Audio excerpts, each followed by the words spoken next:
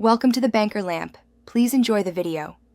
In this video, I will explain how to open Karma Probiotic water. First, locate the cap on your Karma water bottle. Notice its unique design, which keeps the probiotics fresh until you're ready to drink. Unlike a standard bottle, you won't just twist it off to drink immediately.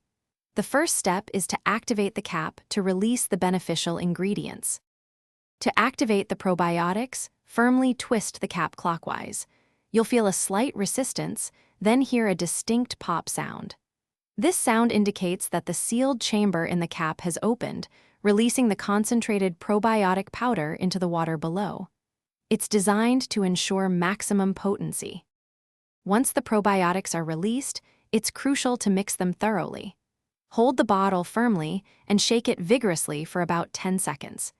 This ensures the probiotic powder fully dissolves and disperses evenly throughout the water.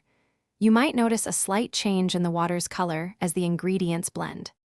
Now that your Karma water is activated and mixed, you can enjoy it. Simply twist the cap counterclockwise, just like a regular bottle, to open it.